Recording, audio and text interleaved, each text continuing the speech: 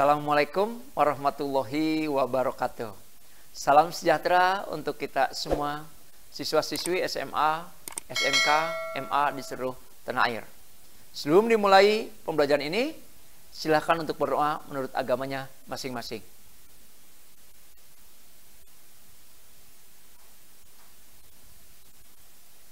Kali ini kita akan melanjutkan materi yang disampaikan pada pertemuan kedua, atau kelanjutannya adalah bab dari bagian C, yaitu kasus pelanggaran hak dan pengingkaran kewajiban warga negara. Dari kasus pelanggaran hak dan kewajiban warga negara, ada bentuk-bentuk kewajiban warga negara. Satu, kewajiban mutlak. Yang kedua, kewajiban publik. Yang ketiga, kewajiban primer. Keempat, kewajiban positif. Dan yang kelima, kewajiban universal atau umum. Apa yang maksud dari bentuk-bentuk kewajiban warga negara tadi? Yang pertama, bisa dilihat di sana, kewajiban mutlak adalah di mana kewajiban hak yang tertuju pada diri sendiri. Ini mutlak yang datangnya dari sendiri. Yang kedua, bentuk-bentuk kewajiban warga negara, yaitu kewajiban publik. Publik bisa dikatakan sebagai masyarakat. Kewajiban mematuhi hak publik dan kewajiban perdata dari perjanjian berkorelasi. Apa korelasi? Hubungan. Ketiga, bentuk kewajiban warga negara adalah kewajiban primer, yaitu kewajiban yang tidak timbul dari perbuatan melawan hukum. Keempat, kewajiban positif dan negatif. Bentuk-bentuk kewajiban warga negara dari kewajiban positif dan negatif ini adalah kewajiban yang menghendaki atau tidak menghendaki melakukan sesuatu. Dan yang kelima, kewajiban universal atau umum adalah kewajiban yang dituju kepada semua warga negara atau secara umum.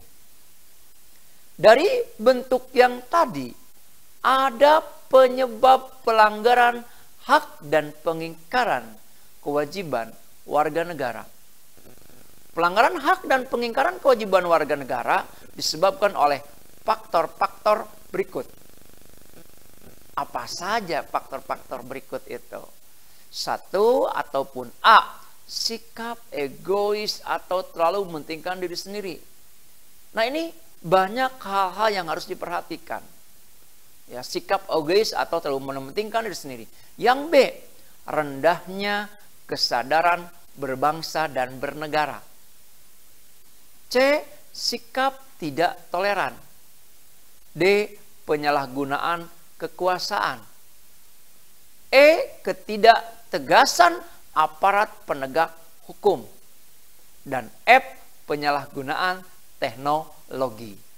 Nah, dari penyebab pelanggaran hak dan pengingkaran kewajiban warga negara ini adalah faktor-faktornya banyak sekali. Yang bisa kita lihat bagaimana yang dikatakan dengan sikap egois yang tadi. Sikap ini akan menyebabkan seseorang selalu menuntut haknya. Sementara kewajibannya sering diabaikan. Seseorang yang punya sikap seperti itu akan menghalalkan segala cara supaya haknya bisa terpenuhi. Meskipun caranya tersebut dapat melanggar hak orang lain. Nah, ini yang bagian A. Yang B, rendahnya kesadaran berbangsa dan bernegara. Hal ini akan menyebabkan pelaku pelanggaran berbuat seenaknya. Apa itu yang seenaknya? Pelaku tidak mengetahui bahwa orang lain pun mempunyai hak yang harus dihormati. Nah, sikap ini tidak mau tahu. Makanya berakibat muncul perilaku atau tindakan penyimpangan terhadap hak dan kewajiban warga negara. C. Sikap tidak toleran. sikap ini akan menyebabkan munculnya saling tidak menghargai dan tidak menghormati atau kedudukan dan keberadaan orang lain. Makanya sikap ini pada akhirnya akan mendorong orang untuk melakukan pelanggaran kepada orang lain. Untuk selanjutnya, penyalahgunaan kekuasaan. Penyalahgunaan kekuasaan ini di dalamnya bagaimana masyarakat terdapat banyak kekuasaan yang berlaku. Kekuasaan di sini tidak hanya menunjuk pada kekuasaan pemerintah, tetapi juga bentuk-bentuk kekuasaan lain yang terdapat di dalam masyarakat. Nah, ini penyalahgunaan kekuasaan. Dari kekuasaan ini kita bisa lihat ketidaktegasan aparat penegak hukum. Aparat penegak hukum yang tidak bertindak tegas terhadap setiap pelanggaran hak dan pengingkarannya, maka tentu saja akan mendorong timbulnya pelanggaran lainnya. Pelanggaran lainnya apa? Bisa bertindak sewenang-wenang, dan itu merupakan pelanggaran hak dalam warga negara. Dan contoh yang tidak baik serta mendorong timbulnya pelanggaran yang dilakukan oleh masyarakat. Dan selanjutnya penyalahgunaan teknologi. Dari penyalahgunaan teknologi kita bisa lihat banyak orang dan memberikan pengaruh yang positif, tetapi banyak yang memberikan pengaruh negatif, bahkan dapat memicu timbulnya kejahatan. Makanya dari kasus tersebut menjadi bukti apabila kemajuan teknologi tidak dibarengi dan tidak dimanfaatkan hal yang sesuai dengan aturan, maka bahkan timbulnya pelanggaran hak warga negara. Antara lain adalah bisa menimbulkan dampak negatif. Misalnya munculnya pencemaran lingkungan yang mengakibatkan terganggunya kesehatan manusia. Ini banyak yang diartikan dalam penyalahgunaan teknologi. Dari semua penyebab pelanggaran hak pengingkaran kewajiban warga negara, dari A, B, C, D, E, dan F itu, maka kita akan melihat bagaimana kasus pelanggaran hak warga negara. Dari kasus pelanggaran hak warga negara, antara lain pelanggaran terhadap hak warga negara bisa kita lihat dari beberapa kondisi. Kondisi apa saja yang terjadi? Proses penegakan hukum masih belum optimal. Tingkat kemiskinan dan pengangguran yang semakin tinggi. Makin merebaknya kasus pelanggaran HAM, terjadinya kekerasan yang mengatasnamakan agama, angka putus sekolah yang tinggi, dan pelanggaran hak cipta. Dari kasus pelanggaran hak warga negara ini, maka ada beberapa proses-prosesnya. Proses penegakan hukum masih belum optimal. Itu coba bisa kita lihat pada pasal 27 ayat 1. Nah, di sana sudah disebutkan, menyatakan segala warga negara bersamaan kedudukannya. Ya kan? Bisa dilihat di dalam hukum dan pemerintahan, dan wajib menjunjung hukum dan pemerintahan dengan tidak ada kecualinya, belum sepenuhnya dilaksanakan. Saat ini kita bisa lihat bagaimana tingkat kemiskinan dan pengangguran yang semakin tinggi. Pengangguran yang semakin tinggi saat ini Anda bisa dilihat pada pasal 27 ayat 2. Tiap-tiap warga negara berhak atas pekerjaan dan penghidupan yang layak bagi kemanusiaan. Makanya tingkat kemiskinan dan pengangguran semakin tinggi. Apanya? Ya, tadi bisa dilihat, negara kita ini masih tinggi penganggurannya. Selanjutnya, makin merebaknya kasus pelanggaran HAM. Bagaimana kasus pelanggaran HAM itu? Yaitu ada pada pasal 28A sampai dengan 28J. Bisa dibuka, yaitu pada Undang-Undang Dasar 1945 yang menjamin keberadaan hak asasi manusia. Selanjutnya, dari makin merebaknya kasus pelanggaran HAM, terjadinya kekerasan yang mengatasnamakan agama. Sedangkan kita bisa lihat pada pasal 29 ayat 2 di sana dikatakan menjamin kemerdekaan tiap-tiap penduduk. Siapa yang menjamin? Negara. Kalau kita negara bisa menjamin, makanya penduduk untuk bebas memeluk agamanya masing-masing dan untuk beribadat menurut agama dan kepercayaannya masing-masing. Makanya terjadinya kekerasan yang mengatasnamakan agama ini kasus-kasus pelanggaran, padahal itu sudah dijelaskan pada pasal yang tadi sudah dikatakan. Sedangkan untuk angka putus sekolah yang tinggi, ini kenapa pelanggaran hak warga negara ini bisa dilihat. Sudah dijelaskan juga tadi pada pasal 31 ayat 1 pada Undang-Undang Dasar 1945. Antara lain, bagaimana bisa dilihat di sana? Setiap warga negara berhak mendapat pendidikan. Nah, itu. Angka putus sekolah yang tinggi. Apa kasusnya? Bagaimana nih? Kalau kita bisa lihat dari kebijakan-kebijakan itu, makanya setiap warga negara berhak mendapat pendidikan. Sedangkan yang selanjutnya, dari kasus pelanggaran hak warga negara ini, pelanggaran hak cipta. Nah, bisa dilihat pada pelanggaran hak cipta di sini sudah jelas.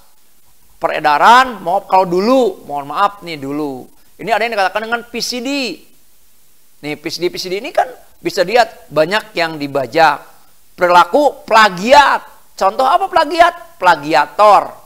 Ya kan? Salah satu contoh plagiator, ya bisa dilihat juga bagaimana orang lain membuat cipta dan kita bisa merubahnya. Dan ini yang dikatakan dengan ya membuat sebuah karya yang tidak sesuai. Nah, inilah pelanggaran hak cipta. Nah, contoh-contoh yang di atas ini ya membuktikan bahwa tidak terpenuhnya hak warga negara dikarenakan adanya kelalaian. Ya kan? Atau pengingkaran dalam pemenuhan kewajiban sebagaimana yang dipersyaratkan dalam Undang-Undang Dasar Negara Republik Indonesia, antara lain di sini jelas ketentuan perundang-undangan, hal-hal apabila segera diatasi maka dapat mengganggu kelancaran proses pembangunan yang sedang dilaksanakan. Kalau kita bisa melihat dari pembangunan ini.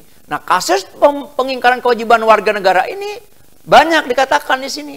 Contoh kasus pengingkaran kewajiban warga negara. Pengingkaran kewajiban warga negara banyak sekali bentuknya. Nah, coba bisa dilihat. Ya, baik gambar apapun juga, mulai dari yang sederhana sampai yang berat. Di antaranya sebagai berikut. Membuang sampah sembarangan. Bagaimana kasus pengingkaran kewajibannya? Melanggar aturan lalu lintas, merusak fasilitas negara, tidak membayar pajak kepada negara, tidak berpartisipasi dalam usaha pertahanan dan keamanan negara. Gambar-gambar yang di sana adalah salah satu contoh dari kasus pengingkaran kewajiban negara. Nah, makanya dari hal tersebut sudah jelas yang dikatakan dengan kasus pengingkaran kewajiban warga negara merupakan yang paling banyak oleh kita lihat. Antara lain dari pengingkaran kewajiban warga negara ini, contoh-contoh, coba lihat orang tidak berpartisipasi dalam usaha pertahanan keamanan negara, membuang sampah sembarangan tadi, melanggar arus lalu lintas, merusak kualitas negara, tidak membayar pajak kepada negara, dan tidak berpartisipasi dalam usaha pertahanan dan keamanan negara. Nah, itulah tambah ya sedikit dari kasus pengingkaran kewajiban warga negara. Dari kewajiban warga negara di sana, mengapa faktor-faktor ya, faktor-faktor itu merupakan yang terjadi. Nah, ini yang disampaikan dalam kasus pengingkaran kewajiban warga negara. Dari kasus tadi banyak contoh-contoh. Ya tentunya ya kita sudah mempunyai slogan orang bijak taat pajak. Ya, Slogan singkat mempunyai makna yang sangat dalam. Ya untuk apa? Ajakan. Ya kan? Ajakan kepada setiap warga negara untuk memenuhi kewajibannya, yaitu membayar pajak. Dan apabila dilaksanakan akan mendukung suksesnya program pembangunan. Dan di negara ini mendorong terciptanya keadilan, ketertiban, perdamaian, dan sebagainya. Yang bisa dilihat dalam Undang-Undang Dasar Negara Republik Indonesia. Bahwa sesungguhnya kemerdekaan itu adalah hak segala bangsa.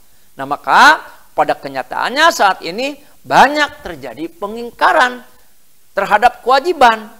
Antara lain yang tadi disebabkan oleh siapa?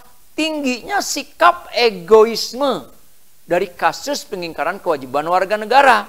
Apa tingginya egoisme?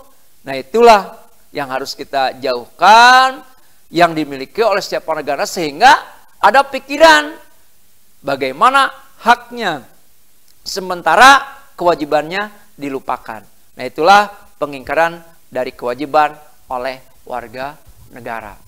Dari warga negara di sana, alhamdulillah bahwa pengingkaran kewajiban tersebut apabila segera diatasi akan berakibat pada proses pembangunan yang tidak lancar. Selain itu, pengingkaran terhadap kewajiban akan berakibat secara langsung terhadap pemenuhan hak warga negara. Makanya pengingkaran kewajiban warga negara banyak bentuknya yang tadi bisa disampaikan oleh siapapun. Kesadaran bayar pajak warga di kita ini masih rendah. Termasuk apa saja yang menyebabkannya, bagaimana solusi yang dilakukan. Nah itulah yang ada pada pengingkaran kewajiban. Terima kasih, mudah-mudahan bermanfaat, semoga bermanfaat dan semangat belajar. Assalamualaikum warahmatullahi wabarakatuh.